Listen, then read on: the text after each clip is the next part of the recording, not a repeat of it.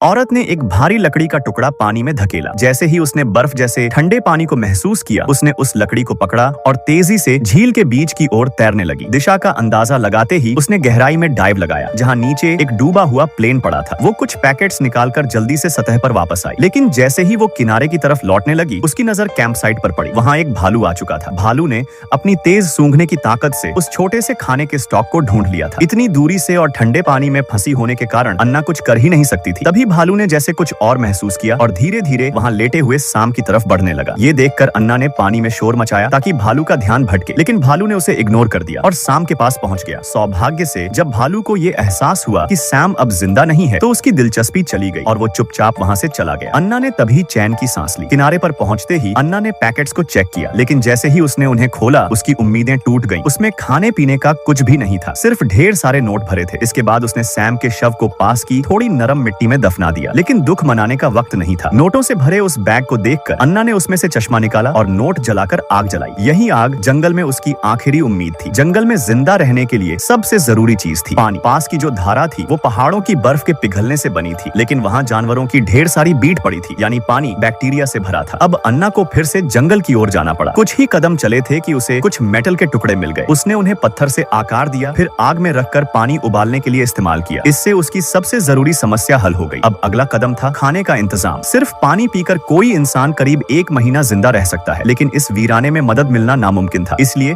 अब उसे लंबे समय के लिए तैयारी करनी थी। कई बार ट्राई करने के बाद उसे समझ आ गया कि हाथ से मछली पकड़ना आसान नहीं है। उसने अपना एक ईयरिंग निकालकर हुक बनाया और उसे कॉटन के धागे से एक लकड़ी पर बांध दिया। थोड़ी देर बाद एक मछली फंस गई, बट धागा इतना कमजोर था कि वो टूट गया। कोई और रास्ता ना देख अन्ना फिर से जंगल में गई, और ये जंगल उसे अब और ज्यादा अजीब नहीं लग रहा था। वहाँ उसे बड़ी तादाद में ब्लूबेरीज मिल गईं। पेट भरकर खाने के बाद उसने बाकी बची बेरीज को एक बोतल में स्टोर किया और फिर कुछ और इकट्ठा करने के लिए वापस चली गई। तभी जोरों की बारिश शुरू हो गई। जैसे कोई आइडिया आया हो, अन्ना तुरंत अपने कैंप पर लौटी, बोतलें निकाली और बारिश का पानी इकट्ठा करना शुरू कर दिया। फिर वो अपनी टेंट के नीचे बैठ गई और बस उस तूफान के थमने का इंतजार करने लगी।